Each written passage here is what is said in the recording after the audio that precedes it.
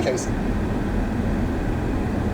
I want to actually start this with a discussion of a little bit of Hegel. And the reason is because I think one of the things that this election draws out is a question that Hegel brought up, which is, and then I'm going to use that then to talk about the election itself. So Hegel makes this really interesting assertion, and the assertion is that in the master-slave relationship, it is the slave who understands the situation. And I think that's really counterintuitive, right? We tend to think of the master-slave relationship as the master is in charge, therefore the master has the information. Information is power, and then the master uses that information to understand. Like the master knows how to do the economic exchanges, and the master has the literacy. But here's why. Here's why the slave is the one who understands the scenario. Because in the master-slave relationship, if the slave misunderstands their situation, they get beat up. Whereas if the master misunderstands, there is no consequence. And so it's actually important for the slave to figure out the situation so that the slave can avoid beating, so that the slave can navigate the situation the slave is in. And so it becomes this really strange game between the slave and the master, where the slave is constantly trying to anticipate the master, where the slave is constantly putting him or herself in the master's feet, trying to figure out what the master wants, what the master is going to do next. I'm going to take that one step further, and I'm going to dive into Jürgen Habermas. So Jürgen Habermas is a contemporary German thinker, and he actually plays with this a little bit. And what he says is that the dynamic that's taking place here in the master-slave, the Hegelian master-slave relationship, is that the slave and the master are doing a little bit of intersubjectivity, or if you want, you could say position-taking. So he says it's not quite as simple as Hegel makes it out to be. Hegel makes it out to be that the slave really just gets the situation. Habermas says that the master also kind of understands, even if a little bit less, and here's why. So I'm the master, and I send you to the store to buy a dozen eggs, and you come back with a dozen cupcakes, right? My impulse, of course, as the master is to beat you. I'm just going to beat you, and I'm going to beat you until I feel better about you bringing back the cupcakes. The problem with that is, if in a week I send you to go get a dozen eggs, you don't necessarily know what you did wrong that got you the beating. In other words, yeah, it might be that the master doesn't have anything at stake in understanding this relationship, right? I can just beat you. But there is something a little bit at stake, and that is, in a week when I send you to get a dozen eggs, you come back with this time a dozen donuts, and then I beat you again. And then in a week I send you to go get a dozen eggs, and you come back with a dozen gallons of milk, and I beat you, right? There's something wrong there that the master even can't ignore. So in other words, it is true that there's not as much at stake for the master, but nonetheless, there's this annoying slave that just won't get eggs, as opposed to stopping and going, they're shaped like an egg, and they're white like an egg, and then they have this shell like an egg, and trying to explain using language. Anyway, so the point of this is this. We live in a society that has the master-slave relationship. And so now I'm going to invoke Aristotle, because he's so much fun. So Aristotle writes a book called The Politics. Technically, he didn't even write it. His students wrote it for him. As far as I know, he never wrote anything. His students, he'd walk around Athens lecturing and posing questions, and his students would walk behind him with bits of slate and chalk, and they would write down notes, and then eventually they compile that into a book. The first chapter, the opening of The Politics, the very beginning piece, the question of questions, the thing you start a discussion about politics with. Not a definition for politics. Not why are human beings political and dogs aren't. Turns out they are, but just something. Give me something. What is it? What is the ultimate political relationship? None of that. It's slavery. He actually starts the politics with a discussion about slavery, which I've always found really jarring, right? And he says in the politics there is such a thing as natural slavery. He says there are people for whom it is appropriate to have the position of being a slave, and there are people for whom it is appropriate to have the position of the master, and that is just the natural order of things. And he says just like the head rules over the body, you wouldn't put the stomach in charge. If you did, of course, you'd live a short life with a heart attack or diabetes or something coming at the end. And that doesn't make any sense. You put the head in charge. You need the head to be in charge. And you do that with your society. You put the most talented, most brilliant member of your society in charge. And of course, he goes on to say, just like it is natural for the man to be master over the wife and children. Because at the end of the day, right, the model that these guys were operating under was this extraordinarily patriarchal one. So he's defending patriarchy at the same time as he's also defending hierarchy. We live in a society that, whether we like it or not, has that relationship. We are an extremely hierarchical society that pretends to be egalitarian. The reality is that your birth determines what your future is, right? The class you were born to, the neighborhood you were born into, the wealth that neighborhood had determines the types of public schools you get to go to. This public school you go to is going to directly impact your IQ and the type of colleges you will be eligible to go to. All of that is totally intertwined, and so really, by nature of your birth, that's where you're going to end up. That relationship has at times in our society been a direct slave-master relationship. By the way, Aristotle would not have approved of the type of slavery we did, and for one reason and one reason alone. He believed that slavery derived through conquest was entirely inappropriate, because it was possible, in fact it was probable, that you would end up with slaves from the defeated country who were by their nature natural masters. And that was wrong, because a natural master should naturally be a master.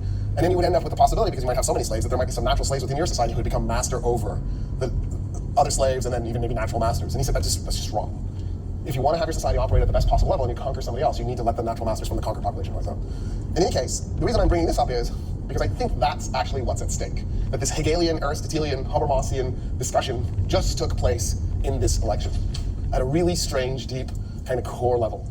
That one of the things that Trump was doing, one of the things he was reaching out to and trying to appeal to, was the changing dynamic, the changing relationship within the United States. So if we were to get in a time machine and go back to about 55 years ago, we would find the United States was 85% white. And today it's 62% white. So the white population has literally shrunk as a proportion of the population by 0.4% per year. Right? This is remarkable. This is a shocking change. There is no other state on earth that's having a massive racial demographic realignment at that fast of a pace at this moment. And it is a revolutionary event, especially considering we're the third largest state on earth in population. So it's no joke for this to be taking place in the United States. In the midst of that, we've also been in this really strange wealth redistribution event. So if you were to go backwards in time and go to, say, the year 1906, or let's just do it 1900, and you were to look at the wealth distribution between the poorest segment of the US population and the richest segment of the US population, you would have found that there was a really big gap. And if you did a chart of that gap, you would have found over time that gap was shrinking. Probably the low point, the point at which we were the most egalitarian, was right around 1973. If you took that chart and you ran it for how polarized we were, so you looked at how far apart the Democrats were from the Republicans, like how often were laws passed in Congress written by and supported by both parties, how frequently did Republican presidents sign Democratic legislation, how frequently did Democratic presidents sign Republican legislation. If you did that, you would have found that our polarization was also shrinking, and probably the point at which we got closest to having no polarization was sometime around or before 1973. In other words, if you look at, and you can do this with a bunch of things, if you look at the amount of hours per week people worked, you would have found it was shrinking, and the low point in hours worked per week was sometime right around 1973. Percentage of people going to college, you would have found that it was actually increasing, right? Because that one increases. The likelihood that you could be born to the lower class and work your way out of the lower class and end up in the middle class, that's one of those that increased as well. Life expectancy, increasing as well. Like if you look at all these social dynamics and you start in 1900 and you run it towards 1973, you would have found that they were all going in the direction that I think most people would agree was exactly the direction that was desirable. In fact, post-World War II, there was a deliberate attempt to make some of that accelerate and get a little bit faster. By the 1970s, by the way, in terms of hours worked per week, it was coming down at such a fast pace that there were serious refereed economics journal articles that talked about the 0-hour work week. The speculation was that you would just be able, because they knew computers were coming eventually, you would just be able to log into a computer for 30 minutes a week or something like that, do your job, and then have the rest of the time off. Like we were honestly thinking about what the transformation of our society was going to look like. In fact, Piketty, the French author who wrote, was it Capital in the 20th Century? I'm trying to remember the name of the book. Anyway, it was really popular 3 years ago, but nobody remembers it anymore. What he did was he looked at a huge swath of time, and he looked at all the economics data that we had for it, and he tried to find the time, that moment, when in human history, not US history, in human history, where you could work your way out of your class and move up a class, where you could, through work, actually gain wealth. Like when that was a real thing and it was really possible. And of course, he discovered it. It happened once in the human experience, and it was about a 25-year window. And it was what I just said right now. It'll probably surprise you to find out that 25 years was approximately 1948 to 1973. There was this window, there was this opportunity in the world, in the United States especially, but even in Europe to a degree, to have that kind of upward mobility. In other words, this notion that we have in the United States that we are an egalitarian society actually seemed, briefly, to come true. We were so wealthy in the 1960s, in the 1950s, that we had people who were hired just to think. There were jobs where people would come in to work just to ponder problems. And sometimes it was completely unrelated stuff to you would think, right? Like the famous Bell Labs stuff that was going on. And that, of course, is something completely alien to us. So much so that the number one thing that pharmaceutical companies spend their money on today is not research. You would think that the number one priority of all pharmaceutical companies would be to make new drugs, so when the patents expire on the existing drugs, they could switch over to the new drugs, right? That's what Nexium did with the little purple pill thing that they kept doing. Every time, it was Prilosec, all these, right? Every time the patent would expire, they would tweak the molecule just a little bit, so it had roughly the same effect, not healing you, prolonging your suffering, forcing you to keep taking a drug that will only make you worse over time, right? Because if they actually cured you, you would take that pill and walk away and never buy their product again. So what they did, but they've even abandoned that. What the pharmaceuticals do today is they spend all their money advertising prescription drugs. Like, it almost would make sense if it was over-the-counter drugs, because you just show up at CVS, drop it in your basket, go out, buy it. But you can't do that. You have to go to your doctor and try and talk your doctor into giving you a prescription drug that the doctor may not have even been thinking about giving you. And the reason you're trying to do that is you're like, well, I saw this brainwashing event. It lasted only 30 seconds and gave me absolutely no information. But I'm now, for some reason that I can't explain, predisposed to wanting to try to put that chemical into my body and see what happens. Because I'm sure it'll be fine. Right? And that's the kind of civilization we're in right now. We're in sort of this really weird upside-down world. In 1973, almost all of the economic indicators, and I know of at least one that this isn't true for, but almost all of them turned around and immediately started going the other direction. Hours worked per week in 73, I believe, got down to 41. That's the closest we've ever gotten to 40-hour work week. And today we're at 50. So in the last 43 years, we've added 9 hours a week to our workload. If you can think of the leave it to beaver, father knows best kind of mindset without puking a little bit, like if you can get into that middle class way of being, right? The image that we have is the dad goes and he works and he has this cool job, and we have a housewife. I'm being careful here. I'm not saying stay-at-home mom. I'm saying housewife, right? Because that was the terminology at the time. Today we say stay-at-home mom.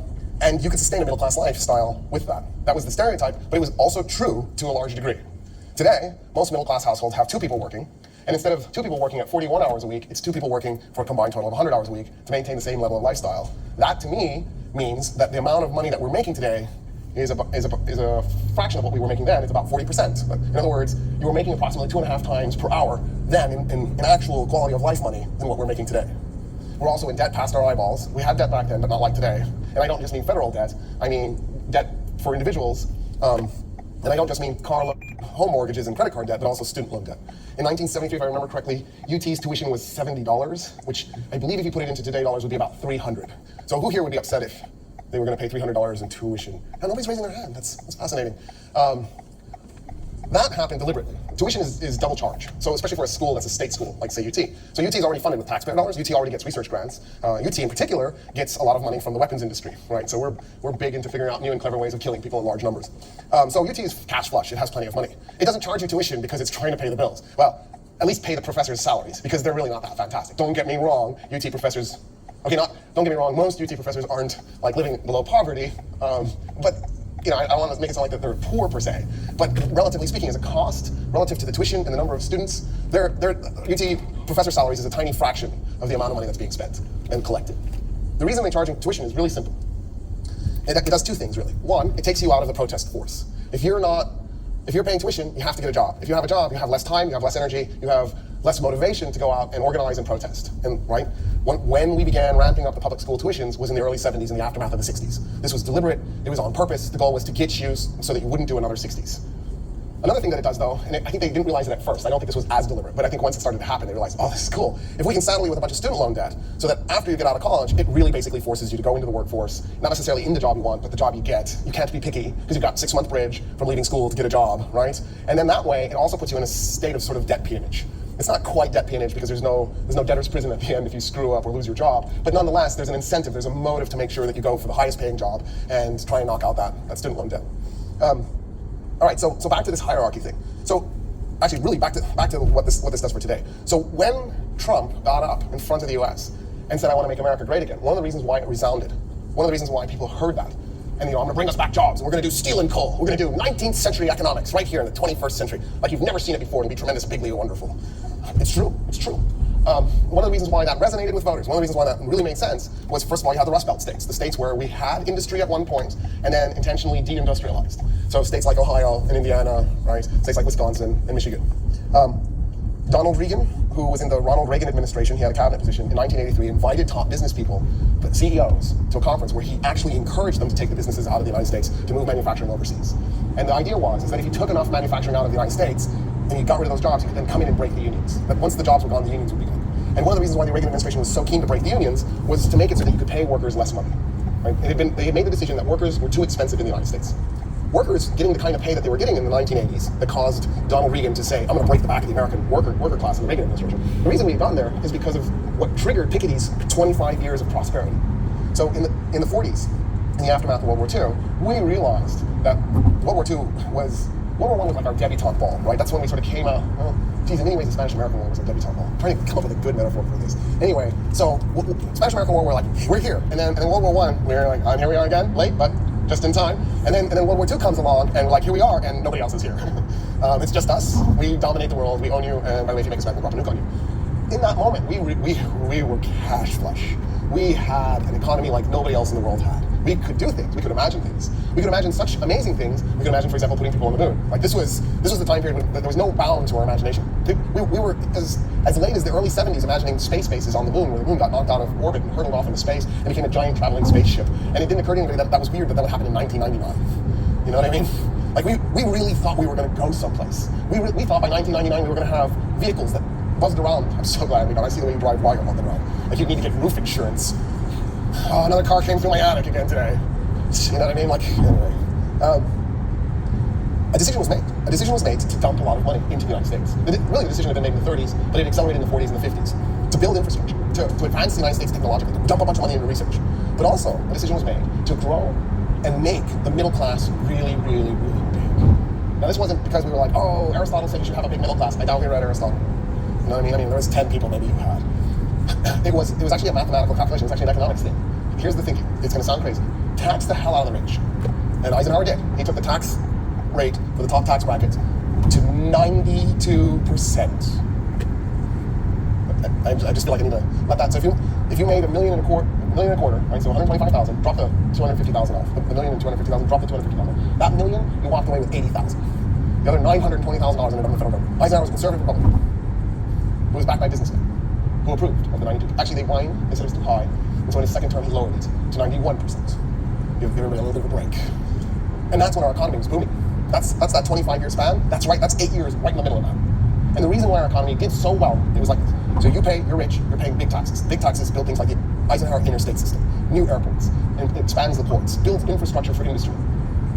We hire a bunch of new people, a bunch of GIs coming out of World War II. Those guys, by the way, are not only being able to go to college for free, but we've also set up these new loan systems where they can buy homes. So there's this big building boom with all this new money that's being injected into the economy, ending up in the hands of these soldiers coming home from World War II. That big building boom added to the infrastructure meant there were a bunch of middle-class jobs that paid really well. People with those middle-class jobs then could go to the store and buy stuff made in the factories that they were working in. And then that money would end up in the industries and the businesses, and then those businesses would pay the heavy taxes to create new infrastructure to expand the economy, to create more really good jobs, right? It was this feedback loop, and the thinking was you could just keep growing the economy. All you had to do was hammer the rich. Now the rich went along with it, and it worked. It worked. The quality of jobs was so high between the amount of regulation on those jobs, the benefits, the job safety in those jobs, that meat packing industry. Right? When you think of jobs, probably most of you here aren't thinking, I'm going to take my college degree and I'm going to become a manager at a slaughtering plant and get into the meatpacking industry. Probably most of you aren't aiming in that direction. But you could leave with a high school diploma and go apply for a meatpacking job. And it was a 1-year wait list to get an interview for that job. Right? In other words, even jobs that you would think were low-end jobs, undesirable jobs, had become such good jobs. They had such good pay packages, such good benefits packages, that there was a 1-year wait just to get an interview. Like when I say this, you can't even comprehend it. What are you talking about? My dad, at the time, worked in the oil industry and bought a house with cash. Like, just not a big deal. It was totally something within the realm of possible. He actually, to make it complicated, he bought a house with cash after he had bought a mobile home with cash and then furnished both separately. And he could just do that because there was just money. We were a cash flush society. The erosion of the economy was slow, right? 4 decades, basically. It was slowly picking this thing apart. One of the reasons to go after the unions under the Reagan administration, there were multiple reasons. One was to get down wages. Another reason is the 60s was the convergence of the religious left, students, but we neutralized them with tuition, and, of course, the unions. So getting rid of the unions will also help get rid of the possibility of there ever being another 1960s. And so the Reagan administration actively seeks to destroy them. One of Reagan's first things is the PATCO strike, and he fires all the air traffic controllers.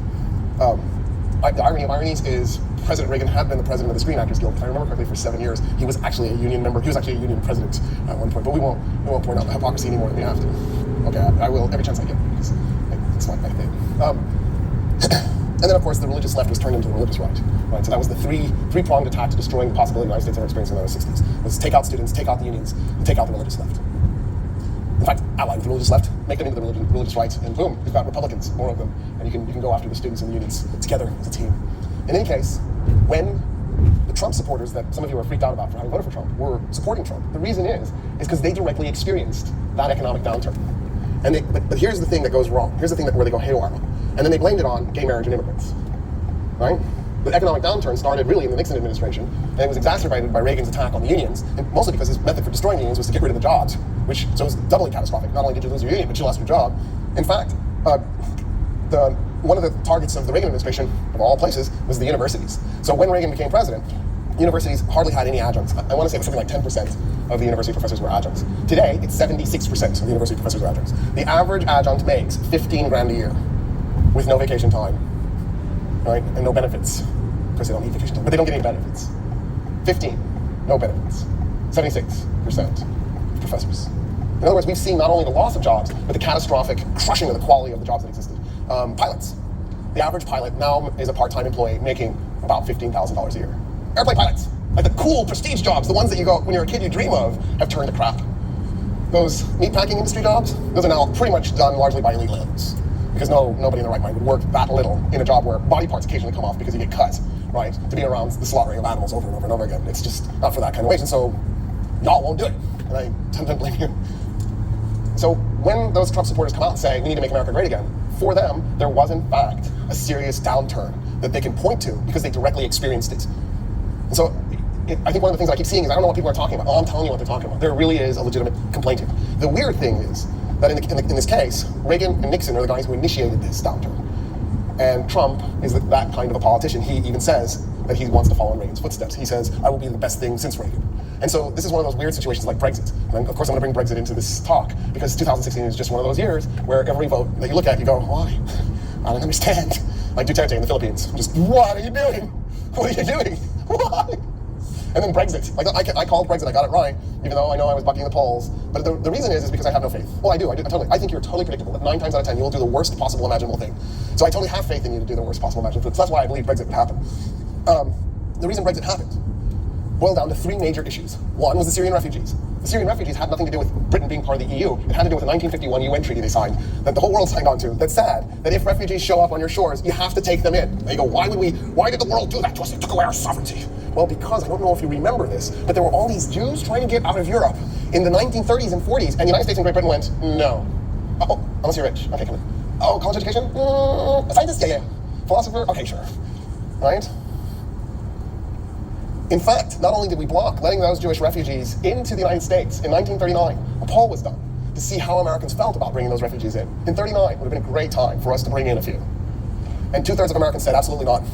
And their number one reason was they might be German spies who are going to come to the United States and sabotage the United States from within. Isn't that amazing? And so in the aftermath of World War II, the world decided it was not okay for Great Britain and Germany, Great Britain and the United States to ever, or any state for that matter, everybody, to say no to a refugee. You had to take them in. That's different from an immigrant. I know most of you might be a little confused about the difference, so let me just be clear. An immigrant is a person who's coming for whatever reason, right? It could be economic opportunity. They're coming because there's not enough jobs in their country, and they're just coming over for whatever reason. They want a better education. They just really like how Utah looks. Whatever it is, Southern Utah, oh my God. When God was making Utah on that, and probably took a day, I would think, because Southern Utah, it's incredible, unbelievable place. You go there and you're like, there's no way. This is not, you've never been there, of course, you don't know what I'm talking about. Go. And a refugee is running for their life. This is involuntary. They didn't go, that's not a refugee, that's an immigrant. A refugee, they got like 30 minutes, 30 seconds, something like that, to grab whatever they can and flee because they're gonna die. And they're taking, people are like, I don't know why they're taking chances with their children, because their children are going to die, and they're trying desperately to save their children. Like, this is not one of those. So that was one of the reasons why Brexit happened, was British were angry about all those Syrian refugees. But what's weird, of course, is that had nothing to do with the EU. Another reason why Brexit happened was because of all the Polish people living in Europe, in England, Poland had joined the EU in 2008, so Poland had been in the EU for 8 years, and in that 8 years, 1 million Poles had moved to Britain, mostly to London. And as UKIP put it, the UK Independence Party, the UKIP leader, Farage, I can't remember his first name, Nigel, he said the difference between us and the Conservatives is that Conservatives hate all the coloured immigrants coming to England. We don't just hate them. We also hate all the white immigrants coming to England, right? They wanted to break away from the EU to stop more Poles from moving to England. Like it really was a case of, you're the undesirable form of European. Now that made Brexit make sense, because once you Brexit, all those Poles now are going to have to go get visas because they didn't have British citizenship. They had EU citizenship. They had a right to be in Britain because Britain was a member of the EU. So if Britain wasn't a member of the EU, all those Poles were going to have to go and reapply to be in Great Britain and get a visa or leave. Of course, there's the tragedy of all those Brits who are living in the EU who are going to have to do the same thing. The third reason why the British backed Brexit was austerity. Their economy was being tightened and crushed. They were losing services. Money was being pulled out of everything. It was being pulled out of the welfare system, the medical system. It was being pulled out of the education system. Britain was in the midst of this really rough austerity package that had nothing to do with the EU. The EU did not impose that austerity package. The Conservative government that promised to have a referendum on Brexit is the government that imposed the austerity package on the Brits. So the British, who hated the austerity package, re-elected the guys who created the austerity package, and who then proposed that they have a referendum on Brexit. And then the guy, of course, that did that was David Cameron. He did the austerity, and then he's the one who said, I promise you a referendum on Brexit. Then said, after he got re-elected, I'm against Brexit, please don't vote yes. And of course, they voted yes. And so he blew up his own career. But the reason they voted yes was because of the austerity package that they misidentified as coming from Europe, even though it came from London. Right? In other words, they were right. There was something there. Not the immigrant thing, that's stupid. But there was the austerity thing. That was real.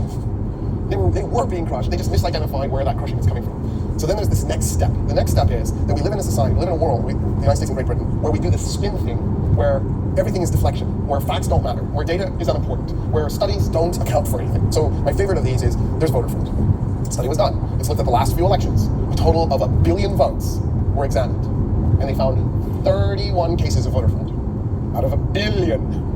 In other words, it doesn't exist. No matter how many times you reference that article, the person you're arguing with will go, it's a bias study. How do you know it's a bias study? Did you do a counter study? I'd like to see that counter study. How many fraudulent votes did you find in the billion? Oh, he didn't do a study. So it's a biased study because it didn't show what you wanted it to show. A fun study that's a few years old, I want to say it's like 6 years old, something like that, showed that 50% of the lower class gets married, whereas it's like 90% of the middle class gets married. So I posted that on Facebook because I found that fascinating. I didn't expect it to be 50% of the lower class. I thought it would be higher. And the person wrote back and goes, I don't believe it. And I like reference this study. And they go, yeah, I looked at the study, I just don't believe it. And I should care what you believe or don't believe. Like, I mean, at that point, why not? I think the sun's green, right? I mean, at that point, how do you have a conversation with this person if facts aren't on the table, if facts don't matter? And you go, well, there's bias in these studies. There is, but that's one of the reasons why we have such a rigorous process for those studies to get into referee journals. But by the way, the real problem with those studies isn't really that they're biased. I'll just tell you what the real problem is. They're old, because it takes years to get published. So sometimes the data that got published is 5 years old, because by the time the author collects the data, processes the data, writes their article, that takes a year.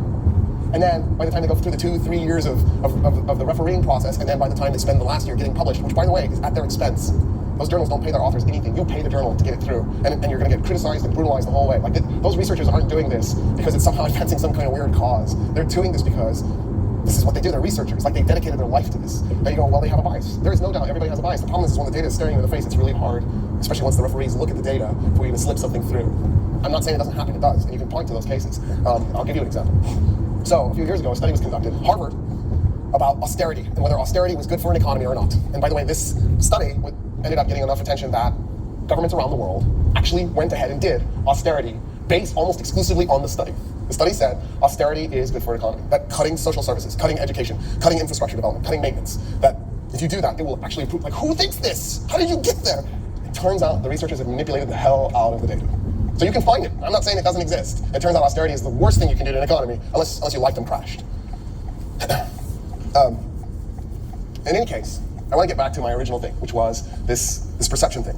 So one of the things I keep hearing from Trump supporters is, I'm not a racist. Like, this is the, okay, defense mechanism. Right, once you say that, there's really almost no conversation that can be had because the person isn't going to hear anything that you say after that. So if you're that person, please lower your defenses. I'm not, we're all racist. Everybody in here, I don't care what you think about yourself. Go take Harvard's implicit bias test and see where your racism is, and then we'll come have an honest conversation afterwards.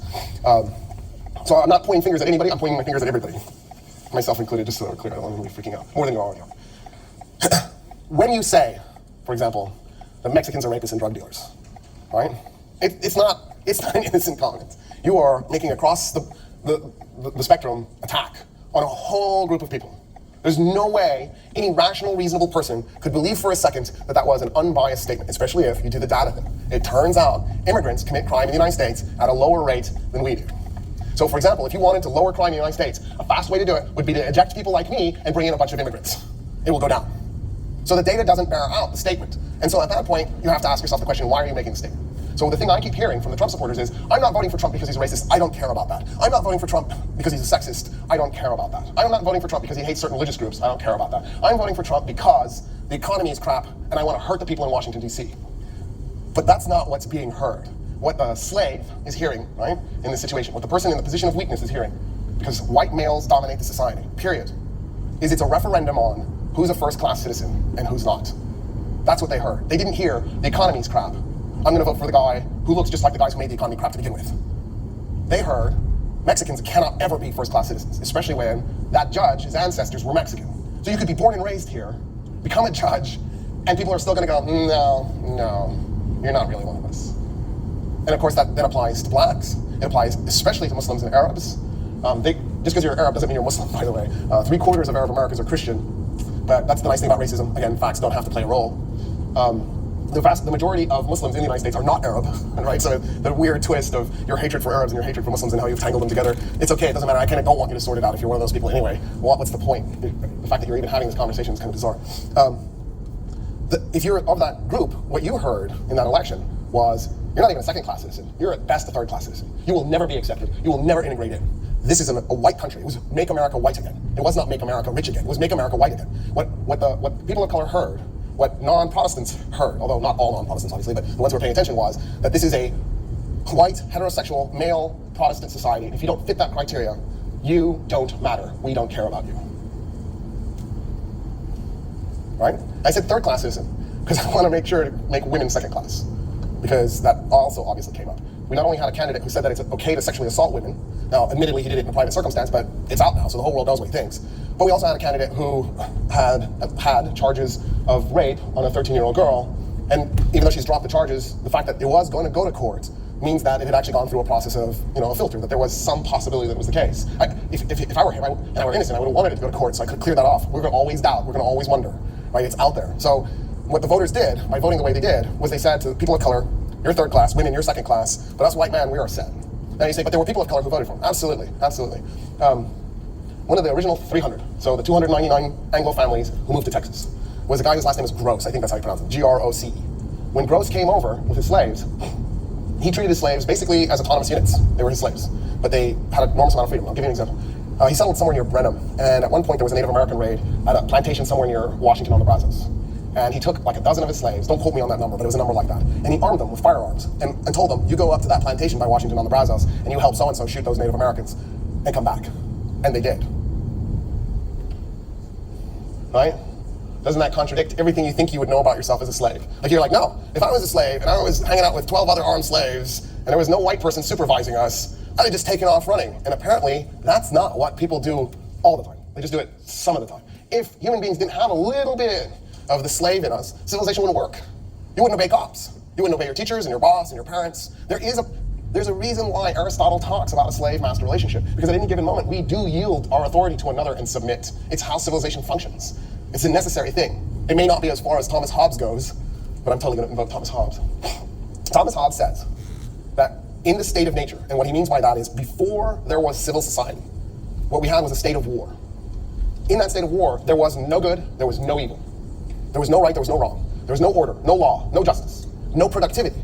Because what's the point in me farming a piece of land if somebody can just simply come along and harvest my property because there's no ownership? I can't claim that piece of land. It's just, the only way I could defend it would be to put my life on the line and fight that person when that person comes to take my wheat. Well, that's a dangerous thing, having to fight. I know in Texas we think we have to do this all the time, which is why we have to be permanently armed. But in reality, most people actually try to avoid fights because fights end in death. And I don't care who you think you are, but any two people matched up against each other, it's pretty close to 50-50. No, I have crazy skill. It's really close to 50-50. It might be 40-60, but think about that. You ran that model 5 times and you died 2 of the 5. Like, who would take those odds? That's worse than Russian roulette. And so the reality is, according to Hobbes, is that people decide they can't stand living in the state of nature. So what they do is they find the sovereign. They find an individual who is strong enough, who is powerful enough, that they can totally and without reservation completely submit to. And then the sovereign creates, in return, security. What you get from the sovereign is the knowledge that the land that you planted your crop in, that you will harvest it. And if somebody comes to try and take that from you, the sovereign will come and prevent that. Or if they do take it, the sovereign will go get justice for you. And it will probably be violent, right? There will be something bad that will happen to the person. So what you do is you submit, effectively, to avoid you being put in the position of violence. In other words, fear motivates people to give up all their rights. Fear motivates people to blindly run to a person who's an authoritarian and just surrender. It's the social contract, Hobbes says, that we've made this deal. Now, he does say there's a limit. So for those of you who are wondering, are there limits? He says, yes, there is a limit. The sovereign owns your life. So if the sovereign goes, you die, then you die. The sovereign technically can take your land from you too. In other words, think of it like a sheep, a herd of sheep, flock of sheep. I'm a shepherd.